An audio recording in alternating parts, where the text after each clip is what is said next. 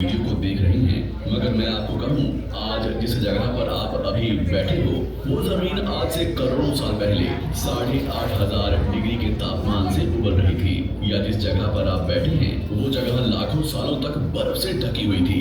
ये दोनों बातें सच हैं। इस 15 मिनट की वीडियो के अंदर आप पृथ्वी के 450 करोड़ साल के सफर को देखने वाले हैं। जिस जगह आज हमारा सौरमंडल है वहाँ विभिन्न प्रकार की गैस और धूल के बादल हुआ करते थे। वैज्ञानिकों के मुताबिक इन धूल के बादलों से दूर एक तारा हुआ करता था। वक्त के साथ साथ उस तारे की ऊर्जा कम होने लगी, जिसके कारण उसके अंदर एक विशाल विस्फोट हुआ। विस्फोट की वजह से अंतरिक्ष की धूल एक दूसरे से टकराने लगी। इस दौरान बादलों में स्थित धूल के कण दबाव और गर्मी के कारण बड़े उल्कापिंड और पत्थरों में परिवर्तित हो चुके थे, और इसी दबाव की वजह से इन बादलों में स्थित रेडियो एक्टिव पदार्थ ने ग्रेविटी का निर्माण किया। इस ग्रेविटी के कारण बीच में हाइड्रोजन और हीलियम इकट्ठा होने लगे। बीच के इस भयंकर दबाव के कारण एक विशाल विस्फोट हुआ, और इसी विस्फोट के कारण हमारे सूरज का जन्म हुआ। अंतरिक्ष में फैले एस्टेरॉयड यानी क्षुद्र ग्रहों में भारी वजन की वजह से सूरज के करीब आकर सूरज की परिक्रमा करने लगे। धीरे धीरे इन्हीं एस्टेरॉयड में भारी टकराव हुआ, जिसके फलस्वरूप मरकरी, वीनस, अर्थ और मार्स जैसे ग्रहों का निर्माण हुआ। वैज्ञानिकों के मुताबिक उस वक्त पृथ्वी और मार्स यानी मंगल ग्रह के बीच थिया नामक ग्रह सूरज की परिक्रमा किया करता था। पृथ्वी पर ग्रेविटी होने की वजह से सूरज की परिक्रमा करने वाले एस्टेरॉयड अब पृथ्वी की परिक्रमा करने लगे, और धीरे धीरे करोड़ों सालों तक ये पृथ्वी पर गिरते रहे। और ऐसी घटना हमारे पड़ोसी ग्रह थिया पर भी हो रही थी, जिसके कारण थिया पृथ्वी के और करीब आने लगा और आकर पृथ्वी से टकराया। इस भयंकर टकराव की वजह से पृथ्वी के हिस्से कणों के रूप में अंतरिक्ष में फैल गए और एक रिंग्स की तरह पृथ्वी की परिक्रमा करने लगे। इन्हीं परिक्रमा करते हुए कणों में टकराव होने लगा, जिसके कारण हमारे चांद का निर्माण हुआ। उस वक्त पृथ्वी पर सिर्फ एक ही समुद्र हुआ करता था, और वो था 1900 डिग्री सेल्सियस की तापमान पर उबलते हुए लावा। उबल रही थी वो सारी चीजें जिसे आज आप अलग अलग नाम से जानते हैं। वक्त के साथ साथ पृथ्वी धीरे धीरे ठंडी हो रही थी, जिसके कारण पृथ्वी के भारी तत्व जैसे धातु और रेडियो एक्टिव पदार्थ पृथ्वी के केंद्र में जाकर इकट्ठा हो गए, और हल्के पदार्थ पृथ्वी की सतह पर आ गए। लाखों सालों तक पृथ्वी पर उल्कापिंडों की बरसात हुई, और इन गिरते हुए उल्कापिंडों में जमा था नमक, मिनरल्स और पानी। करोड़ों सालों तक इन उल्कापिंडों की बरसात होती रही, और धीरे धीरे पृथ्वी की ऊपरी सतह पानी से ढकने लगी। वैज्ञानिकों के मुताबिक यही वो वक्त था जब दूर गहरे पानी के अंदर निकलते ज्वालामुखियों से पहली बार सूक्ष्म जीवों का निर्माण हुआ। लाखों सालों बाद एक वक्त ऐसा आया जब पृथ्वी की पूरी सतह पानी से ढक चुकी थी। हमारी पृथ्वी के सबसे अंदर का कोर रेडियो एक्टिव पदार्थ से बने होने की वजह से हरदम गर्म होता रहता है, लेकिन जब भी पृथ्वी की ऊपरी जमीन ठंडी हो जाती है तब पृथ्वी के अंदर की गर्मी बाहर नहीं निकल पाती, जिसके कारण ज्वालामुखियों का निर्माण होता है। और उस वक्त कुछ ऐसा ही हुआ। पानी से ढकी हुई पृथ्वी पर हजारों की तादाद में ज्वालामुखी निकलने लगे, और आने वाले लाखों सालों तक इन ज्वालामुखियों का निकलना जारी रहा, जिससे पानी के ऊपर जमीन का निर्माण हो रहा था। इस वक्त भी पृथ्वी पर वातावरण न होने की वजह से अंतरिक्ष से उल्कापिंडों की बरसात हो रही थी। आज से लगभग 300 करोड़ साल पहले पृथ्वी पर ऐसा वक्त आया जब पृथ्वी का वातावरण लगभग स्थिर होने लगा था। ज्वालामुखी निकलने धीरे हो गए थे, और पृथ्वी का एक दिन 12 घंटे का हुआ करता था। साल बीतते गए, और धीरे धीरे ये सूक्ष्म जीव विकसित होते गए और समूह में रहने लगे। आज से लगभग 250 करोड़ साल पहले पहली बार पृथ्वी पर ऐसे जीवों का निर्माण हुआ जो जीने के लिए ये पानी के अंदर के मिनरल्स यानी खनिज पदार्थ और धूप का इस्तेमाल करते थे, और मल त्याग के रूप में ऑक्सीजन बाहर निकालते थे। इस वक्त तक पृथ्वी पर ज्यादातर ज्वालामुखी निकलने बंद हो चुके थे, और इन माइक्रोबैक्टीरिया की वजह से वातावरण में ऑक्सीजन की मात्रा बढ़ रही थी। वातावरण में ऑक्सीजन बढ़ने की वजह से पृथ्वी का वायुमंडल बनना शुरू हुआ, और आने वाले हजारों सालों तक वातावरण में ऑक्सीजन की मात्रा बढ़ती रही, जिसकी वजह से पृथ्वी के ज्यादातर हिस्सों में ये सूक्ष्म जीव फैल गए। हजारों सालों बाद एक वक्त ऐसा आया जब पृथ्वी में ज्यादा ऑक्सीजन बढ़ने के कारण ये सूक्ष्म जीव मरने शुरू हो गए। उस वक्त तक पृथ्वी का वातावरण ठंडा होने के साथ साथ ऑक्सीजन से भी भर चुका था, जिसके कारण जमीन और वातावरण में स्थित आयरन यानी लोहे के मिनरल्स पानी में स्थित ऑक्सीजन से रिएक्ट होने लगे। और एक वक्त ऐसा आया जब पृथ्वी की जमीन आज के मार्स के जैसे लाल हो चुकी थी। वक्त बीतने के साथ साथ धरती की टेक्टोनिक प्लेट्स में दरार होने लगी, जिसके कारण पृथ्वी के अंदर का लावा जमीन की तरह कई लाखों सालों तक खुला उबलता रहा। और यही वो कारण था जिसके कारण पृथ्वी के वातावरण में कार्बन डाइऑक्साइड की मात्रा बहुत बढ़ गई और पृथ्वी पर एसिड की वर्षा शुरू हो गई।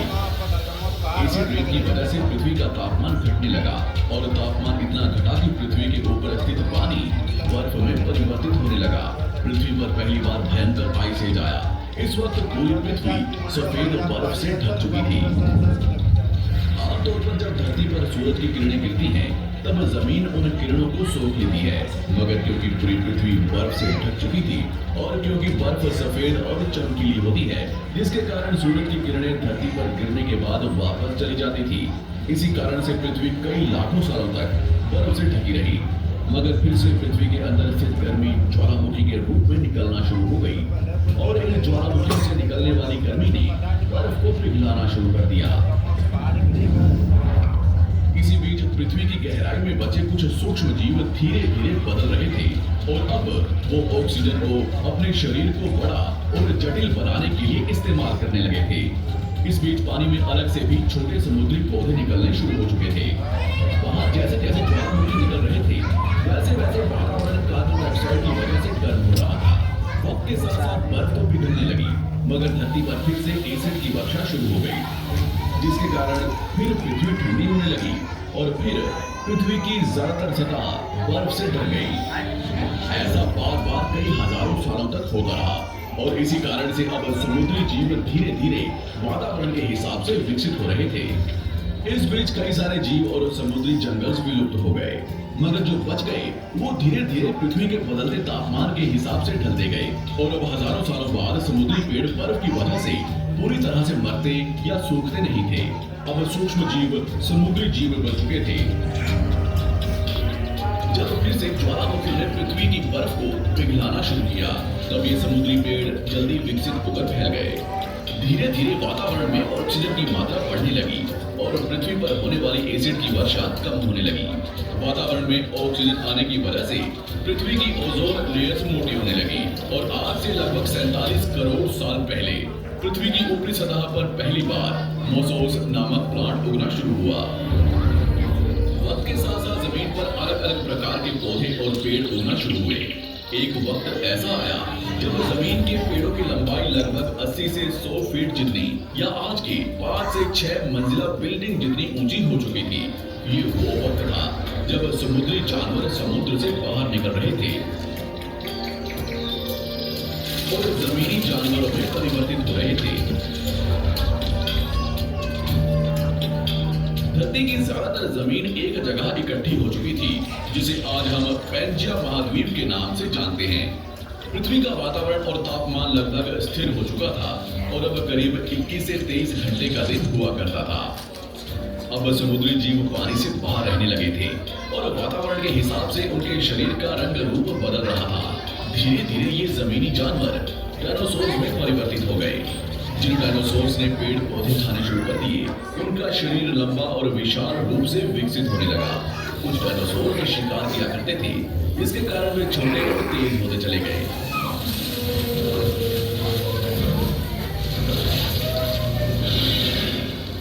पृथ्वी की ऊपरी जमीन एक जगह इकट्ठी होने के कारण ज्यादातर जमीन रेगिस्तान और बंजर हो चुकी थी। ज्यादातर जंगल समुद्र के करीब हुआ करते थे, जिसमें डायनासोर रहा करते थे। आज से लगभग 20 करोड़ साल पहले पैंजिया महाद्वीप टूटना शुरू हो गया। पैंजिया के विभाजित होने की वजह से पृथ्वी की ज्यादातर ऊपरी जमीन पानी के संपर्क में आने लगी, जिसके फलस्वरूप पृथ्वी पर हरियाली बढ़ती गई, जिस वजह से डायनासोर और ज्यादा विभिन्न और विशाल होते चले गए। डायनासोर्स ने आने वाले लगभग 20 से 30 करोड़ सालों तक पृथ्वी पर राज किया। उस वक्त डायनासोर्स समुद्र से लेकर जमीन और आसमान तक पूरी पृथ्वी पर राज किया करते थे। इस दौरान अफ्रीका से टूटा भारत सीधे आकर आज के तिब्बत से टकराया और इस टकराव की वजह से हिमालय का निर्माण हुआ। आज से लगभग 6.5 करोड़ साल पहले पृथ्वी की तरफ आज के माउंट एवरेस्ट से भी बड़ा लगभग 4.5 लाख करोड़ किलो जितना वजनिया उल्का पिंड लगभग 80,000 किलोमीटर प्रति घंटे की स्पीड से पृथ्वी की तरफ आ रहा था। पृथ्वी की सतह को छूते ही उसमें भयंकर आग लगी और वो जलते हुए सीधा पृथ्वी से टकराया। इस टकराव से निकलने वाली ऊर्जा आज के 10 करोड़ परमाणु बम एक साथ फटने के बराबर थी। जहां ये उल्का पिंड गिरा वहां के जानवर और पेड़ तुरंत भाप बनकर जल गए। गिरते ही पृथ्वी पर पूरी तरह धूल फैलने लगी। समुद्र में भयंकर बाढ़ आने लगी। भूकंप और आग ने पृथ्वी को जलाना शुरू कर दिया। कुछ ही घंटों में पूरी पृथ्वी के वातावरण में हानिकारक गैस और धूल की वजह से पृथ्वी नर्क हो चुकी थी। डायनासोर्स, घुटन, आग और भूखमरी से पूरी तरह विलुप्त हो गए। इस वक्त हमारे पूर्वज जमीन के अंदर रहा करते थे, जिसके कारण वो इस विशाल प्रलय से बच गए। पृथ्वी का वातावरण पूरी तरह से काला और अंधेरा हो चुका था, जिससे धूप भी जमीन तक नहीं पहुंच पा रही थी। पृथ्वी के पेड़ और ज्यादातर जानवर विलुप्त हो गए। वातावरण में धूल और हानिकारक गैस के कारण पृथ्वी पर फिर से एसिड की वर्षा शुरू हो गई और फिर पृथ्वी ठंडी होकर बर्फ से ढक गई। लेकिन इस बार पृथ्वी की बर्फ लाखों सालों तक नहीं जमी रही और 80 से 90 हजार साल बाद ये बर्फ पिघलनी शुरू हो गई। जैसे ही धरती पर वातावरण फिर से पहले जैसा होने लगा, वैसे ही ये छोटे जीव जमीन से बाहर आना शुरू हो गए। उस वक्त पृथ्वी की बर्फ पिघलनी शुरू भी हुई थी, जिसके कारण अफ्रीका में घने ठंडे जंगल हुआ करते थे और इसी बीच ये जमीनी जीव बंदरों में परिवर्तित हुए। मगर जैसे जैसे पृथ्वी गर्म होने लगी, वैसे वैसे अफ्रीका के ये जंगल सूखने लगे। जंगल की चीजें खाने वाले बंदरों को खाने की कमी होने लगी। खाने की तलाश में इन बंदरों ने अपने पैरों पर चलना शुरू कर दिया, जिससे उन्हें दूसरे जानवरों के शिकार करने में मदद मिलती थी। धीरे धीरे बंदर एप्स यानी वानर में परिवर्तित हुए। खाने की तलाश में ये एप्स पृथ्वी के दूसरे हिस्सों में फैलने लगे और धीरे धीरे उनके शरीर का रंग रूप वहां के मौसम के हिसाब से बदलता गया। वक्त के साथ साथ हम आदिवासी बने। हमने हथियारों से लेकर आग का आविष्कार किया। हम धीरे धीरे इंसान के रूप में विकसित हुए। हमने धर्म से लेकर परिवार, भाषा और संस्कृति का निर्माण किया और वक्त के साथ साथ हम विकसित होते चले गए और आज हम इस पृथ्वी की सबसे विकसित प्रजाति बन चुके हैं। पृथ्वी को आज के जैसे बनने में लगभग 450 करोड़ साल का वक्त लगा है और हमें एक छोटे जमीन में रहने वाले जानवर से इंसान बनने में कई लाखों सालों का। मगर हमने इन 100 सालों में जितना पृथ्वी को गंदा और तबाह किया है, उतना आज तक किसी भी प्रजाति ने नहीं किया होगा। अब फिर से धरती को गर्म कर रहे हैं और कार्बन डाइऑक्साइड की मात्रा बढ़ा रहे हैं। वैज्ञानिकों का मानना है कि पृथ्वी पर फिर से विशाल परिवर्तन होने वाला है। भविष्य में पृथ्वी कैसी होगी, जानेंगे हमारी अगली वीडियो में।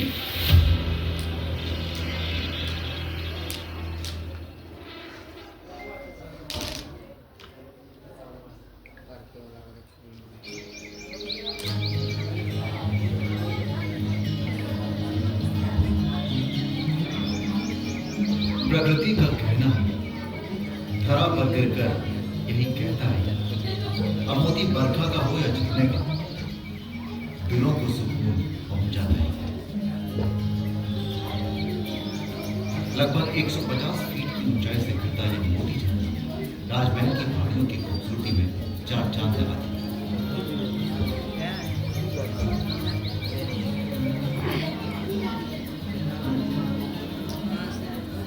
गंगा के साथ मैं पहुंच गया हूं उस प्रदेश में जो उन 5 प्रदेशों में से एक है जहां गंगा बहती है।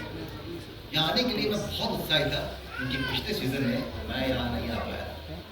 बहुत ज़्यादा मैं इस प्रदेश के बारे में जानता नहीं हूँ, जानूंगा भी कैसे।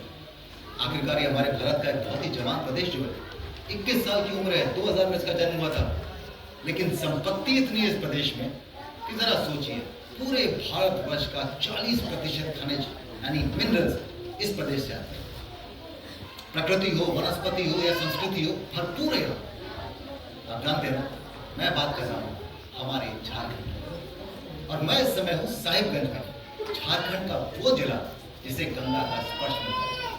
प्रकृति के इस हरे रंग में छिपे इस क्षेत्र में इतना देखने के लिए कि मैं अपनी बातें बंद करता हूँ और आपकी सैर करता हूँ।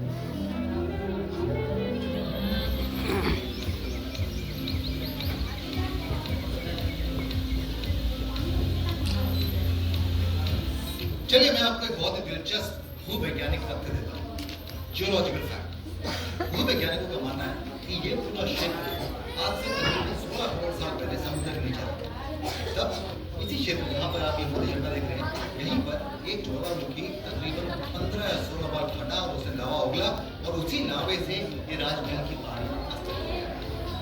जरा सोचिए, ये पहाड़ियाँ तकरीबन 16 करोड़ साल से यहाँ पर खड़ी है।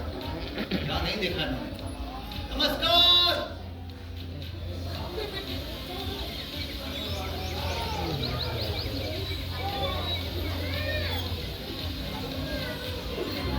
आप जानते हैं इसे मोती झरना क्यों कहते हैं? बहुत ही सरल है। वो इसलिए है क्योंकि जब ये बूंदें जमीन पर पड़ती हैं बिल्कुल मोतियों जैसे। इस खूबसूरत झरने के नीचे प्राचीन मोतीनाथ मंदिर है जो भगवान शिव को समर्पित है। ये भी माना जाता है कि मोती झरने का नाम इसी मोतीनाथ मंदिर से पड़ा।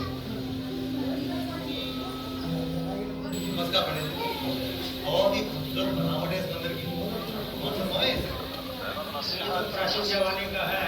ये महाभारत काल का समय, द्रौपदी वनवास के समय की बात है। यहाँ आए थे और भगवान श्री कृष्ण